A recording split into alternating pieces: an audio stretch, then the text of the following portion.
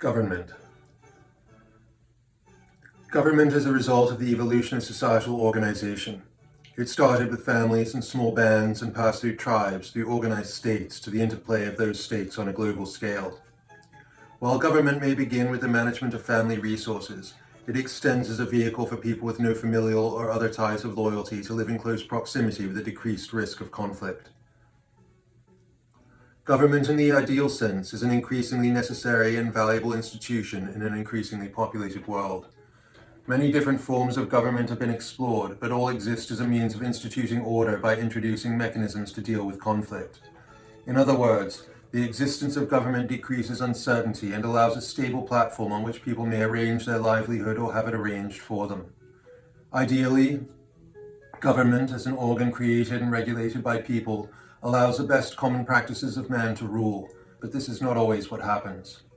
In a democratic system, power is shared amongst many and consensus is required before action may take place.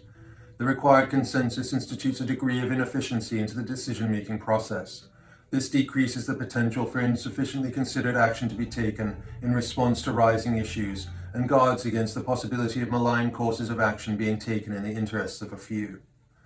The democratic system is designed to spread the benefits of the holding of power, but the downside is its openness to control by powerful economic interests.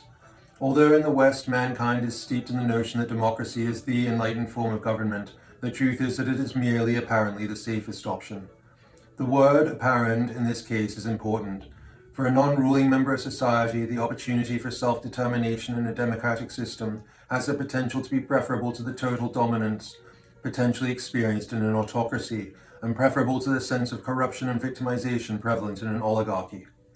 Unfortunately, however, this does not mean that in a democracy, individual interest groups may not have the opportunity to build and entrench power in a way that is perhaps impossible in any other system.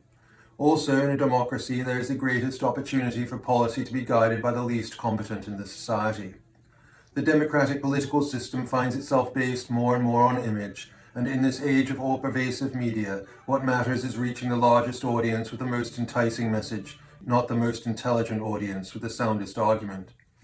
The result of this is a simultaneous breaking down of the political system and strengthening of limited private interests focused particularly on the amassing of wealth, all to the detriment of the people as a whole. With power so entrenched in the hands of entities whose interest is primarily in the collection and holding of wealth, the people become enslaved to lives reduced to the menial servicing of the enterprises owned by the elite.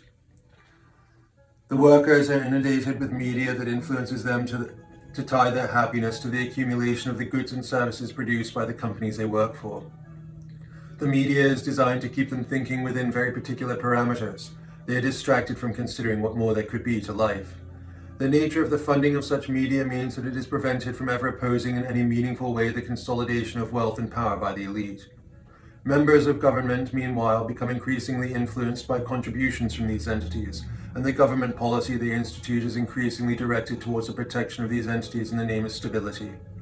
Thus, a democratic system has the potential to offer a freedom that is easily and inevitably appropriated by the more ambitious members of the society, whether they be individual people or commercial enterprises.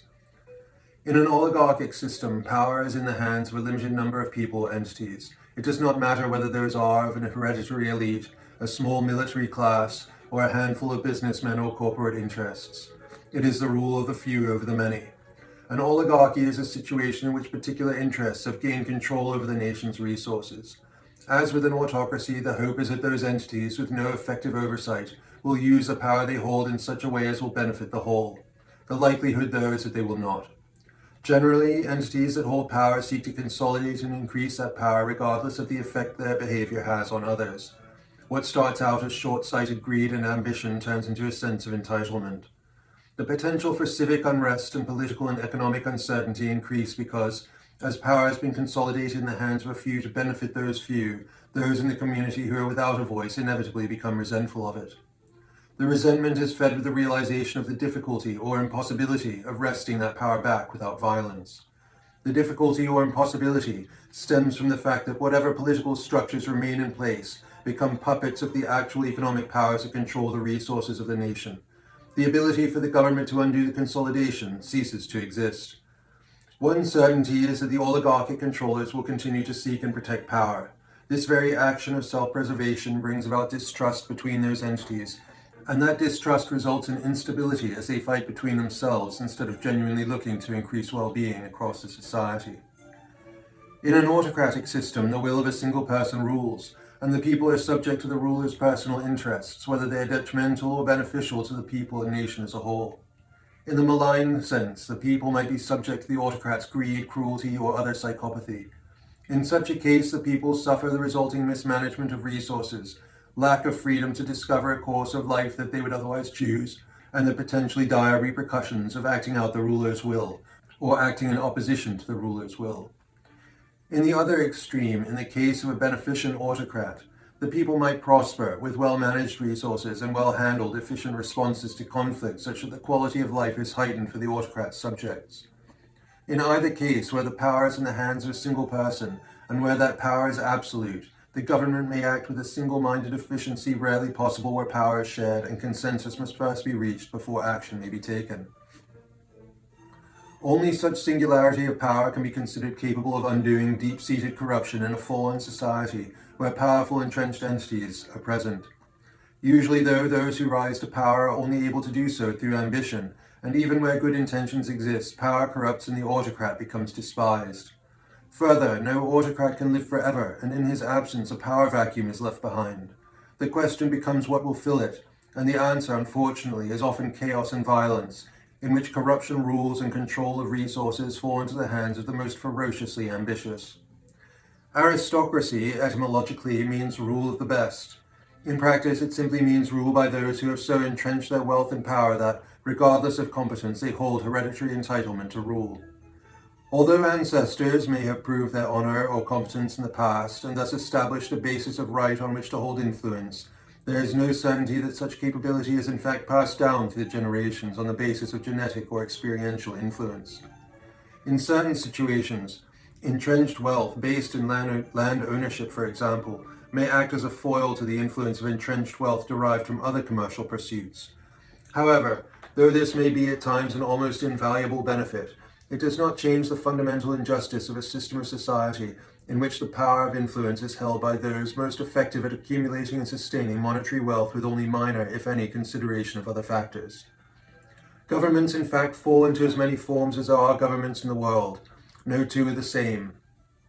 Further, the evolution of both government and society are affected by an infinite number of influences that may cause the form of government and society to shift in any number of different directions. However, the simplified view allows a particular reflection on the trajectory of significant contemporary power structures with consideration of past patterns. A literal aristocracy, a true rule of the best, is the ideal form of government. Those who covet monetary wealth, who excel in the ability to amass and control monetary wealth, are fundamentally inappropriate to be rulers or even the most senior advisors to rulers. Rule belongs in other hands, those with wisdom, with a balanced, broad understanding of life, who may redistribute resources towards those ventures that objectively deserve greater emphasis of importance.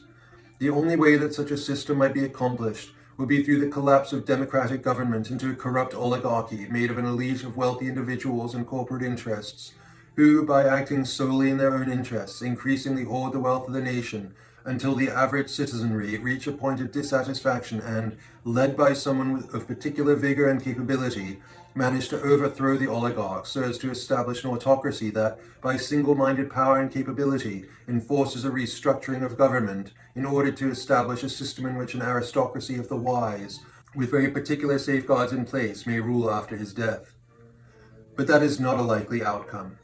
Democratic government has already collapsed into a corrupt oligarchy that hoards the wealth of the nation, and in the event that the citizenry were to establish an autocracy, the likelihood of the autocrat being enlightened is almost non-existent, and the likelihood of that autocrat successfully establishing a rule of the wise to rule after his death similarly is almost non-existent.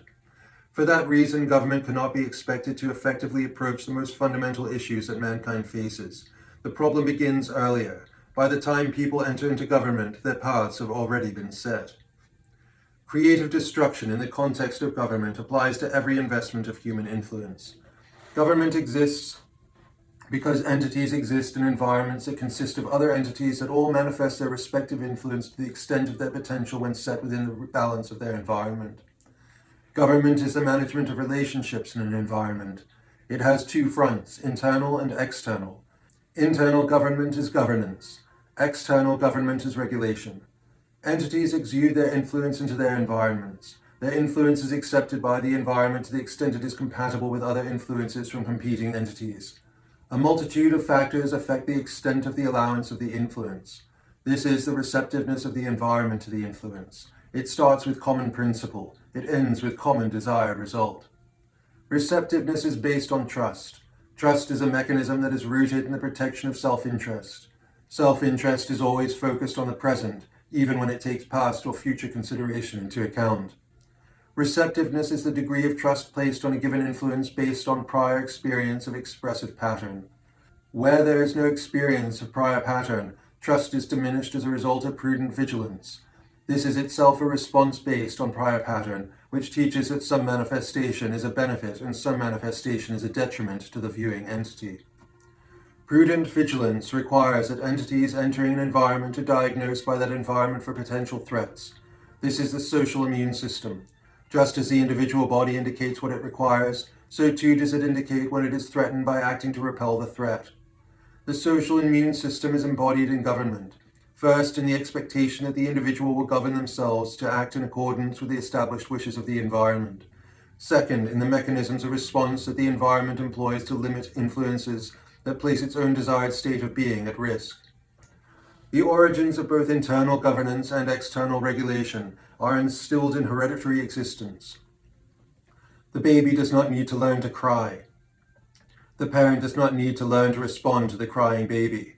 The instinct for both developed in the evolutionary course of natural selection. But those instincts are reinforced in the experience of immediate life when they prove relevant to the actuality of manifested experience. The child learns that it must, for the benefits of the food, care, and shelter it requires, comport with the expectations of the family unit. This is a microcosm of the wider interactive social environment into which the child will later step. When the child fails to self-govern and steps outside of the parameters of the social construct, the parents step in to regulate the behavior. In a rational environment, the severity of the regulation will be precisely that required to stop the offending behavior in such a way as to prevent it from happening again. Both governance and regulation are managed through positive and negative incentives. The instigation of self-governance that comports with the social environment is incentivized through the promise of minimized conflict through external regulation. Different environments have different requirements depending on the balance of inherent influences at play in that environment. This is true at the level of family unit, at the level of community, state, or the world itself. The external regulation of an entity is itself an action of self-governance by the environment in which the entity exists. Regulation may only be employed by entities with influential power over the regulated entity. Governance is the measure of what the regulating entity expects of the potentially regulated entity. It is the measure of flexibility allowed by the regulating entity of the potentially regulated entity. In the human context, this simply means that people in a given society are allowed a certain measure of freedom of thought and action. If they offend against a requirement that has been laid down by their society, then the society will first act to stop the offending action, and may also act to prevent it from happening again. In the 10 Commandments of the Abrahamic tradition, each commandment is laid out as to a specific action that simply must be followed, or must not be followed. Together, the commandments, if adhered to, are expected to provide a framework for behavior that increases the sustainability of the society. Those basic commandments, which are mainly in fact simply the clear foundation stones of conflict avoidance that were learned through natural selection of societies over the course of human evolution, have since branched into thousands and thousands of pages of laws laid out to guide interactive behavior in countless contexts of every type of endeavor and ranging from macro to micro aspects of those contexts. Just as the child must learn what the family requires of it, so too must the family learn what the society requires of it. So too must the society learn what the nation requires of it. So too must the nation learn what the balance of nations requires of it. So too must the community of nations learn what the natural environment of the planet requires, if it is to continue to host the entities that make up the community of nations. In other words, what humans require as organisms in order to continue to live is provided by a balance of natural manifestation on the planet. If humans want to burn fossil fuel, they can, but if they do too much of it, then in the extreme, nature will be unable to provide the air required by humans to live. Nature regulates by direct application of inherent intuition. If there are more leaves, then there can be more deer. Then there can be more wolves, which eat the deer and break down the deer into compostable matter, which then feeds the forest by helping it to produce more leaves. If there aren't any wolves and the deer gain in numbers, the leaves will not be sufficient to feed the population, and the deer will die of starvation. If there are so many deer that the population of wolves increases, such that all the deer are eaten and none are left, then the wolves die of starvation. The inherent intuition is the balance of interest developed over the process of millions of years of evolutionary history. The natural selection of self-interested traits, whether predator, pack, herd, or flight, and most importantly, reproduction and care for the young, is what allowed every creature on the planet to survive to evolve into new generations of progeny. This process requires the ability to adapt behavior enough to find a role in the currently manifested environment, whatever that may be. If the environment shifts too fast for the organism, if the organism is unable to regenerate sufficiently to meet the shifting needs of the environment, then the organism dies. If this happens on a broad scale, enough to make even relocation impossible, then the organism's type becomes extinct. Different environments favor different outcomes. Because of this, humans have learned to structure their environments to favor their perceived interests. The implementation of structures of law, structures of government, which are structures of regulation, is literally to channel the course of the evolution of a society. Because the resources of any given organism or system are finite, and because of competition for the energy embodied, the careful consideration of the use of resources is vital. Societies that collapse lose their ability for self-governance. They lose their agency in the world. They become subject to the unknown. The unknown is more likely to be threatening than not. The state of collapse is itself a threat to every organism subject to the collapse. Where power of influence is converged, the potential for collapse has greater consequences. This alone increases the rational impetus for vigilance. But more particularly, because each system of government is an expression of evolved traits, it behooves those contained to consider the implications of collapse, to consider the alternative systems that may potentially be brought to bear on their own lives in the event of collapse. Those alternative systems may be more or less physically beneficial, more or less intelligently managed, more or less rationally guided. The ideal system is one in which there is sufficient self-governance to make extensive and intrusive external regulation unnecessary. The greatest wisdom of man is found in the enlightened individual. The enlightened individual is the individual that is personally internalized and need to aspire to an embodiment of perfect balance. In the expression of that aspiration, the need for external commandments becomes unnecessary. The enlightened individual governs himself. This internalization cannot be directly imposed from outside. It must be trained into the individual through mechanisms. The individual must have the opportunity to observe the objective. The individual must be provided with the means to strengthen that which will feed his objective integrity. This means the individual must be structured with the ability to determine the influences which most deserve his attention, by which he will become ultimately stronger. He must choose that to which to aspire, that which he wishes to emulate. The governmental mechanism that allows that result is specific. It is principle-based and compassionately stern. Every governmental system exists to channel influence. Where the result is unexpected, it means there were unseen factors at play. Where the result is to the detriment of the objective, it means there are factors of influence at play that are undermining the objective. These undermining factors may manifest at root, trunk, branch, or leaf of the society. They are indicators of influence. Once manifested, they themselves exert the influence of the intention that gave rise to them. In that way, influence spreads. Wherever freedom of development is allowed, whether through isolation or through liberalism, the potential for individualized crystallization increases. Individualized crystallization can happen in the service of any potential innate aspect of the individual in question to the extent allowed by their environment. The innate aspects of man range from the selfish to the selfless, from the creative to the destructive, from the rational to the irrational, from the kind to the mean. The internalization of learning, the development of spiritual value, requires personalized experience. For this reason, isolation and liberalism are of greatest potential value. But with potential value comes potential threat. For this reason, total liberalism is dangerous. Total liberalism fails to acknowledge that man has a range of potential. It wrongly assumes the beneficence of man. The beneficence of man is reliant on his training, on to what extent his brain has developed to support the beneficent aspects of his instinct. It is reliant on the extent to which his emotive response mechanism has been rationally calibrated.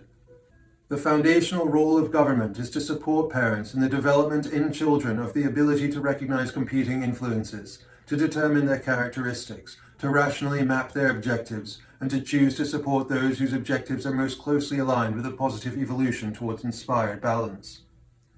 The functional role of government, therefore, is to instigate the development of the ability in people for self-governance. In this way, the government must be designed to limit itself. By establishing a baseline framework for the personal security of citizens, the government develops that which will limit the requirement for its own growth.